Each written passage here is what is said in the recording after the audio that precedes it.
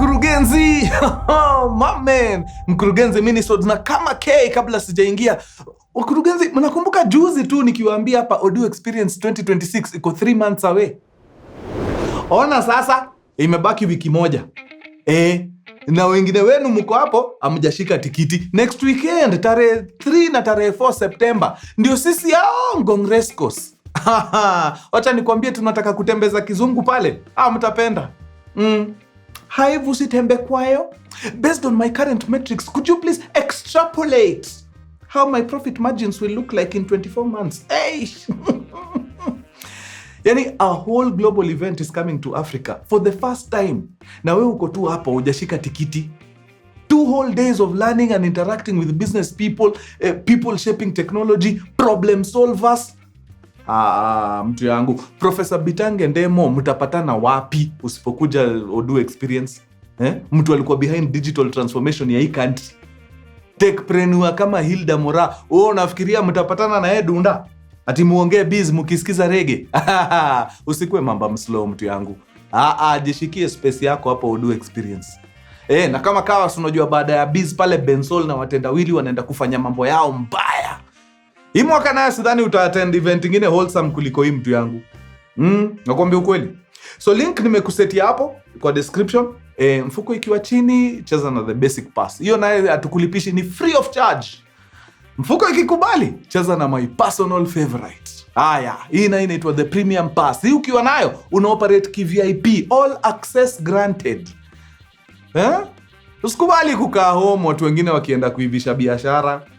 Itakuwa what a disservice to yourself and your future generations. Ama unataka wajukuu wako washinde wakikuuliza hapo, babu, kwani watu wakiivisha biz wewe ulikuwa unafundisha shosho kuendesha baiskeli? Usikubali. Oya, tuonane audio experience Africa 2026. Sasa, that's what's up.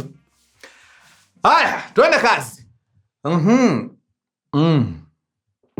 Nice. Kabla sijaingia kwa hekaya, you definitely know what we're about to do, man. Lazima tusukumia super shout out to our super customer of the day. Na leo ni none other than Maximilian Karani. Hello. Kabisa Max, mazee, kazi safi sana, shukran sana. I hope mambo imekubamba. Kama imekubamba, rock it with pride. Kama haijakubamba, feedback ikam, au sio? Actually kuna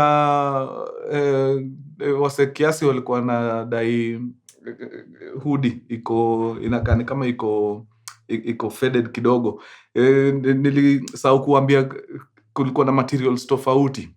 Kuna hoodie zenye zilikam ilipata fashion ya hiyo time ilikuwa hii fashion ya vitu faded. Hata navy blue yetu ukiangalia ndio kwa maana inaitwa faded navy.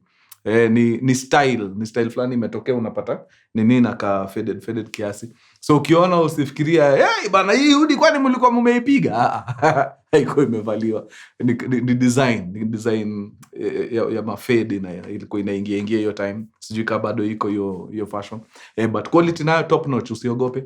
Ingieni pale kwa site zichukue, ziko hapo kwa wingi, black hoodies na t-shirts ziko hapo. Nataka tuziclear zote sababu hizo zingine zikikaa msiwezi taka hizi stock mzee tukue tunaoperate nayo. Anybody else mwenye ameingia pale akafanya mambo, barikiwa mazee, asante sana. Kama hujui site ni gani, ni mkurugenzi.ke, ingia pale, shika mali. Tukikutana pale nje tusalimiane. Wangwana, hii story ya leo ni story nilikuwa nimeiruka sababu nikiona design watu wanapigwa hii town na ni design common, naonaga hii watu wanajua na achana nayo. But kitu imekaa ikaniambia maybe usiruke, rudi tu uchapie watu juu the fact that hii story iko kwa email yako inamaanisha kuna mtu wako anajua hii tactic akatandikwa. So for the sake of how wenye bahati mbaya hawajakutana na hii design ya kutapeliwa, wewe piga tu hiyo story.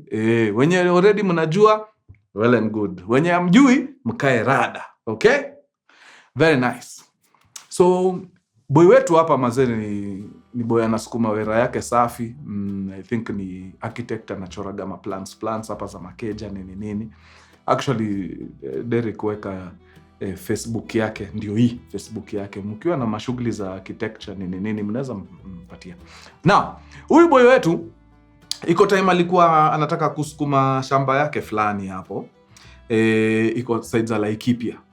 So akaenda akaiadvertise kwa mitandao pale, akasema ni aje niko na hii shamba na nataka kuiachilia. So amekaa kidogo, anakama anapata ujumbe kutoka kwa some white lady, anamwambia ni aje nimekutana na adu ya shamba unauza huko Laikipia nini na nilikuwa nataka shamba hiyo design na mimi budget yangu ni hii. Wangwana, ile budget huyu mzungu anasema ako nayo ni 1.8 times kile huyu jamaa alikuwa willing kuuza shamba yake. So wacha tuseme tu, hii ni example, tuseme boy wetu alikuwa amepanga kuuza hii shamba yake 1M. Mzungu anakuja pale anamwambia nimeona shamba fulani unauza hapo, sijaona bei hujaweka, but mimi niko na budget ya 1.8M for that size. Hiyo shamba yako inaweza tufanikishe hii kitu. Boy wetu akaona 1.8 mpaka akaambia wife wake, ile shamba yetu 1.8 quick, tunamalizana nayo haraka. So jamaa akarespondia mzungu akamwambia iko sawa kabisa, in fact tutapenda sana mazee. Form ni gani hapo? Mzungu akamwambia ana run organization ambayo ina take care of kids na ile place wako imeanza kuwa ndogo, so ana need place bigi ndio a set up structures pale nini ahamishe watoto aende aweke pale. Na alikuwa anataka size poa juu yeye vile ana operatingi si tu mali watoto wanakaa, kuna kuogana ka shule pale watoto wanasomea hapo nini. So alikuwa anataka shamba iko na size fiti, acres kibao fiti, ndio apige hiyo mradi hapo. Boy wetu akamwambia sasa, umefika mtu yangu, usumbuke bana na wacha tufanikishe hii kitu. Tukutane nikuonyeshe shamba, ucheki, ukipenda tufanikishe hii stuff. Jamaa mzungu akamwambia iko sawa sana. So kesho tupatane saa ngapi? Kesho. Kwani huyu mzungu? Mzungu bana, huyu ameamua. Huyu ako sawa. But kuna ngori. Huyu boy wetu hiyo time mali alikuwa anafanyaga job, I think ni kabla afungue hii shughuli yake ya nini. But mali alikuwa anafanya job, huwezi tu jitoa useme kesho siko naenda Laikipia. Lazima unaambia HR kwanza ni aje na kupatia notice. I think wanaambiwa go waseme like a week in advance if I'm not wrong. A week from now nitakuwa nakimbia pale Laikipia, niko na shughuli nataka kufanya, so nataka tu nikushow ndio ukae ukijua. Sasa unaona mzungu anaongea mambo ya kesho haiwezi. So jamaa akaambia mzungu I promise hii shamba hakuna mahali inaenda, lazima utaiona, but niruhusu kwanza niweke ripoti hapa kazini, sababu siwezi toka tu hivi kimalamala. Wacha niongee na HR nimwambie juu ya hii shughuli yangu, then in exactly 1 week tutakuwa tunaenda huko. Sasa mzungu akamwambia okay, as long as unani promise hautanifanya hivi alafu ni ghost, hiyo shamba mazemi imenipendeza, hata sitafuti ingine, na hiyo ndio nataka kusettle nayo. Jamaa akamwambia usijaribu kupanic hata kidogo. Jamaa akaenda job, akaambia bosi huko ni aje 1 week from now nafaa nikimbie Laikipia kiasi, kuna shughuli napiga pale za kifamilia, so nimekaa mtu nikuambie ukae ukijua. Bosi akamwambia iko sawa, hiyo time ikifika we changamka. But between hii time na hiyo 1 week mzungu every day anamtumia message, hiyo area security iko aje? Security ni mufti, iko sawa au usijali? Okay sawa. The following day na mambo ya maji na nini, steam hata ishapita hiyo area. Ukitaka maji tunaweza ivuruta ama unaweza chimba borehole nini, vile wewe okay. Borehole inaweza, hiyo ndio unaona ikiwa sustainable. Okay. Na yani every day mzungu. So jamaa anajiambia mzungu I think anadu hivi ndio alikumbushe nisijaribu kumsahau, anikumbushe tuko na shughuli ya kufanya. But ikakuwa iko sawa, wakabanga hizo siku kadhaa until the eve of travel. Mzungu very excited. Hii time boy wetu ashafanya mpaka ka due diligence, ameangalia namba ya mzungu nini, akaangalia mpaka ka profile picture, akaona ni mzungu fulani hapo, ako na blonde hair, amepiga picha mahali ako na some 2 African ladies wanakaa ni Waislamu wako na zile mahijab nini. Akaona okay, huyu anakaa tu ni mtu ako sawa, huyu mama akai ni mtu anaweza tufanya mbaya.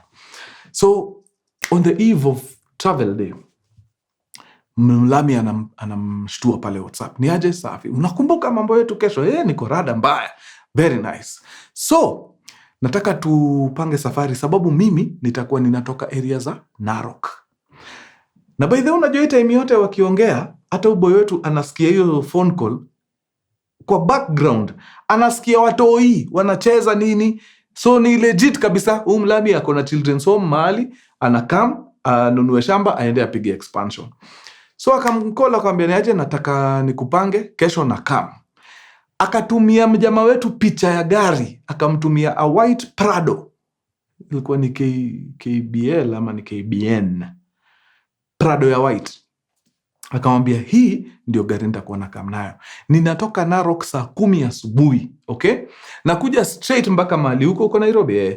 Nitakuja Nairobi, then tushike Thika Road moja kwa moja, tuende mpaka wapi? Laikipia, tuende nione hiyo shamba. Jamaa akamwambia iko sawa. Kumbe hata unanipi? Sawa. Ndakupatia pini ya mahali nitakuwa. Wewe ukifika tu Nairobi wewe nichanue, hata naweza karibia kuja karibu na highway, pite na mimi tuende. So kila kitu iko sawa, wameagree, everything is a go. Kesho asubuhi safari ya Laikipia ianze. Asubuhi mapema jamaa wetu anapata simu. Saa ngapi? 4:11 AM. Anachukua, niaje? Nilikuwa tu nataka kukucall nikwambie manze, kulikuwa na kablanda kidogo, nimechelewa na 11 minutes. Nilikuwa nitoke 4 but sasa ni 4:11 ndio natoka. Jamaa wetu anashinda, kwani wazungu wanakuga na precision ya time aje? Yaani 11 minutes inafanya mpaka unababaika. Huko Afrika mnafaa mkutane saa 10, saa 11 ndio mtu anakukola na kuambia in fact ndio nakaribia, kona 2 ndakuwa hapo, na ndio anatoka kwa kitanda. Huyu kuchelewa na 11 minutes anapiga simu kuomba msamaha. Nataka nifanye kazi na wazungu. Jamaa akamwambia wewe iko sawa, wewe fika tu polepole, utanishow ukikaribia. Now hiyo time ni time ya baridi. So kuna mist ingine hatari huku kwa mabarabara deadly. So mzungu hata akamchapia akamwambia, na leo sijui weather inakaaje, kuna mist mbaya na fog ingine hatari, visibility nini, but hivyo nitangangana nifike. Boy wetu akamwambia hata usikuwe na pressure, we kuja polepole mradi ufike. Bas, na safari kaendelea. Jamaa wetu anakam kupata simu tena kitu some minutes to 6. Anapigiwa simu, jamaa anachukua. Ni aje? Mzungu amepanic hiyo side ingine. Anamwambia manze, umeona masaibu imenipata? Anashindwa masaibu gani? Hujaona hiyo mambo nimekutumia WhatsApp? Hebu ngoja kidogo, wacha nikate niangalie. Chap, jamaa nakata, anaenda pale WhatsApp anaangalia. Prado yetu ya white iko kwa barabara, imegonga ng'ombe, iko chini, taa imevunjika, hii side panel ya huku kando imepigwa madent, side mirror side moja iko chini. Noma. So boy wetu ana call back. Anashindwa, anauliza Mlami, ni nini manze? Umegonga ng'ombe? Mlami ana panic huko, anamwambia sasa manze, au Masai wanataka kunipiga. Wametumana mpaka mafuta ati wanataka kuchoma hii gari manze juu nimegonga ng'ombe. Na ukibonga nao hakuna kitu unaweza wapea watulie. Akasema ndio nimewakatia. Mmoja hapa amesema akipatiwa 60,000 anaweza tulia. Hiyo itasaidia kureplace hii ng'ombe imegongwa. But culturally nasikia ati ni mbaya sana kugonga ng'ombe, especially ng'ombe yenye ndio ina female ambayo italeta watoto na maziwa nini. So boy wetu anajua juu yeye upiga maraundi huko kwa Masai, so anajua hizo akamwambia si uongo, wale wase wakikasirika ni wabaya. So uko na hiyo 60?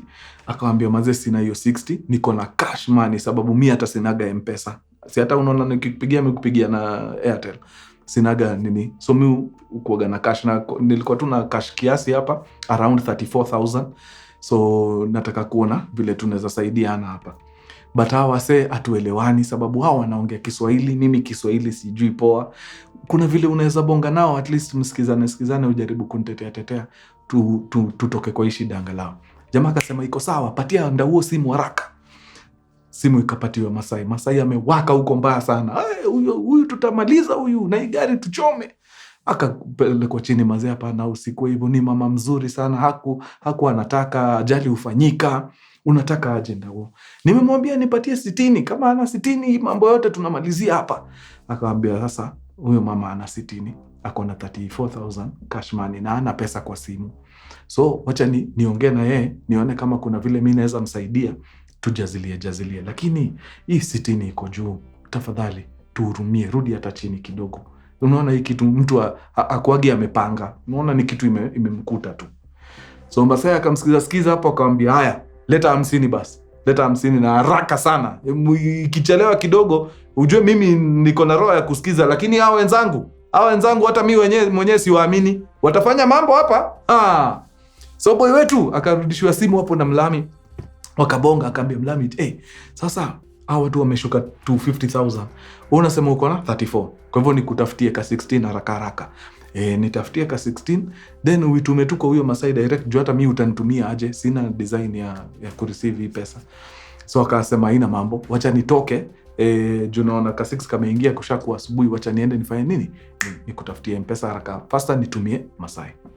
Let me tell you, jamaa akiwa round za kutafuta hii Mpesa, huyo Masai alikuwa anapiga every 3 minutes. Na kila time akipiga amewaka kuliko vile alikuwa 3 minutes ago. Analeta noma mbaya. So jamaa persuade, akamconvince, akamwambia relax, nimesaidika, nimeshapata Mpesa na nawekewa kwa simu saa hii. Namba yako ni gani? Okay, sawa, wacha nikurushie hiyo 16, ule mzungu akupatie 34, 50 yako si imejaa. Bas, release tu afanye nini? Aende. Boy wetu akatuma 16,000 kwa Masai. Masai akamwambia iko sawa, mtu wako tumemwachilia. Na Mlami akaendelea na safari. Hata dakika 30 hazikuisha, simu nyingine imeingia. Ni nini? Manze, nimesimamishwa. Na nani? Na makarao. Kwa nini?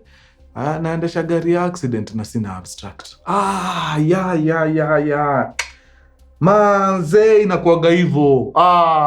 Hata nilisahau kukuambia hiyo time hapo kwa accident.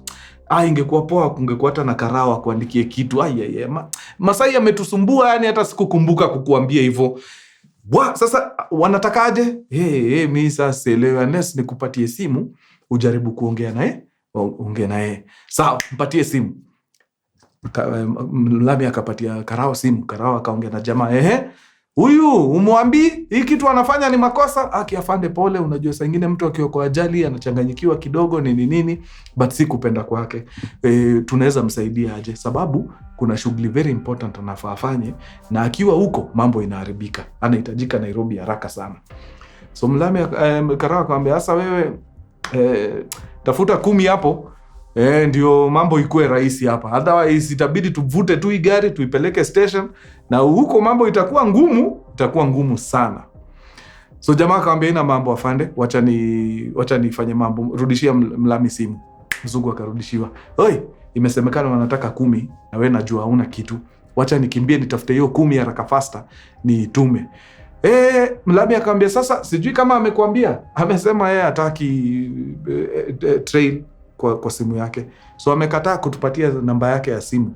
Amesema tutafute namna ingine ya vile tutampatia hiyo pesa ikiwa cash.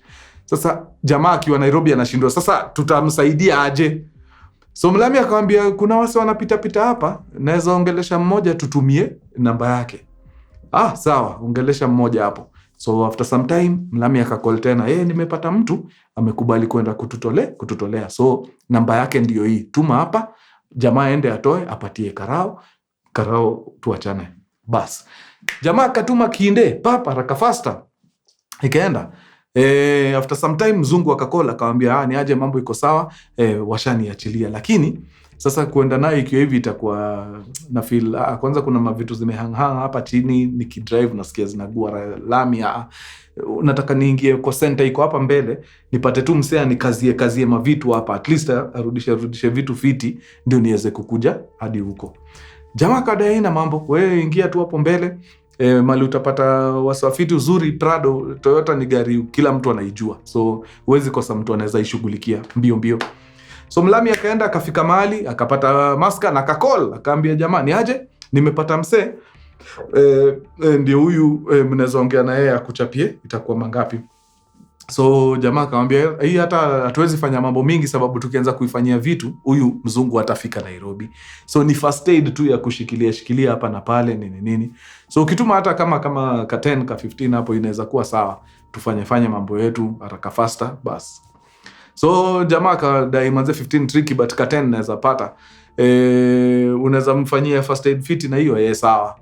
Jamaa kaenda akatafuta 10 nyingine akarusha pale. Then gari ikaendelea kufanywa mambo. So jamaa amekaa anangojea.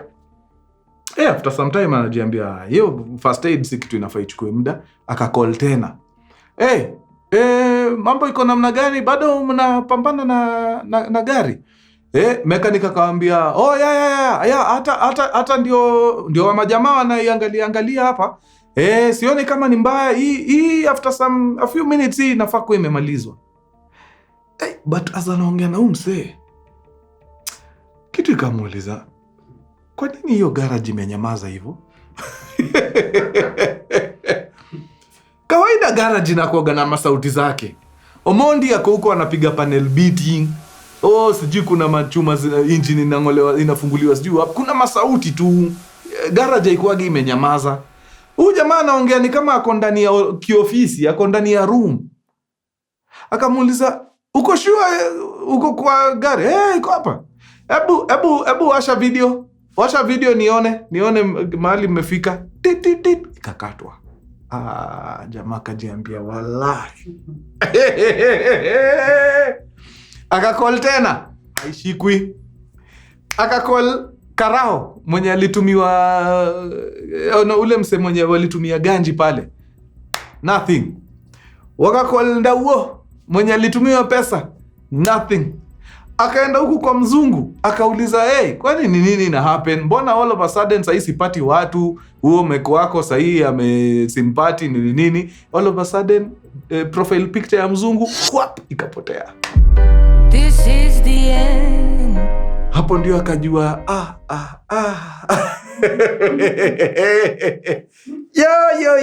yo. Yani hiyo ni wizi safi. Yani unaanza siku yako saa 12 na wizi. Wajua kuna kitu mbaya kaa kutoka kwa kitanda mbio uende uibiwe.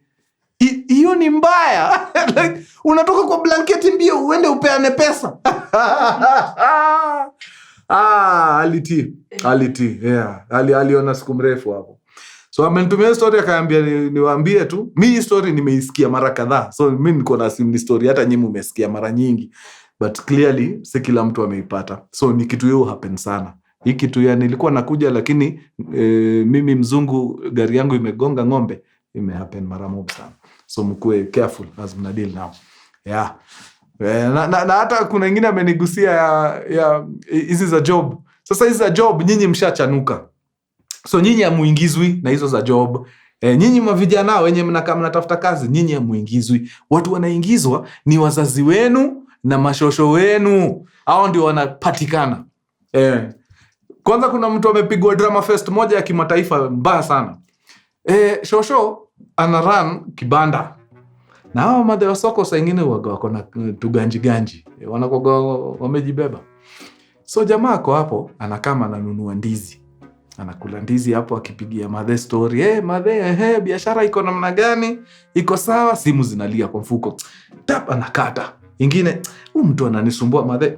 So simu inalia tena, jamaa anachukua. Anaambia mtu, nimekuambia bana mimi sina mtu anataka kazi. Tafuta watu wengine bana uwapatie kazi. Mimi kila mtu wangu ashaandikwa, ako sawa. Usinisumbue tena, unanipigia sana bana. Madhe, unajua watu wananisumbua.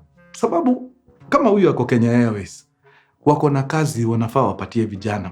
lakini hawataki kuadvertise, sababu wakiadvertise hiyo process hawezi infiltrate, hawezi ingia. Wanataka waandike vijana huku kando kando ndio kule ma 30,000. Unaona ujanja? Sasa mimi ameshachukua vijana wangu 4 already, amekula pesa yangu 120. Ndio vijana wako kazi, lakini kwani sasa mimi kwani hakuna kazi nyingine ndafanya? Si nini atosheke na wangu, atafute watu wengine. Madhe anasikia hivyo anashindwa. We ngoja.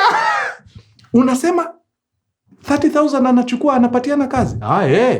Si wangu 4 wako Kenya Airways wote. Mpigie saa hii. Mwambie niko na 3. Saa hii mpigie. Madhe uko unataka? Na unasema umenyamaza tu hapo kazi ikienda. We umesema unataka wangapi? Mama anakimbia anaenda analeta 33. Sharp anapatia jamaa. Na anakolo watoto, mutafute masuti, hakuna hata interview, mnaenda Kenya Airways direct. Watu wa kwenda kufanya ile ya kupatiana juice kwa ndege ndio hawa. Watu wa kwenda kutengeneza mkae standby. Kazi ndio hii inaingia. Mtu wangu mtaingoja. So hiyo ndio tactic wanatumia. Sasa hivi wanakuja na angolia wazazi. Na unajua mzazi kwanza wa mama wanakuwa na conviction nyingine, yani akiamua ni hivi. Hata umwambie aje mami unatapeliwa, hawezi sikia. So mkuwe rada wadau, msitandikwe hivi. Sawa? Very nice. Imekuwa true sana. Wacheni tuonane baada ya muda usiokuwa mrefu. Adios muchachos. Peace. All right.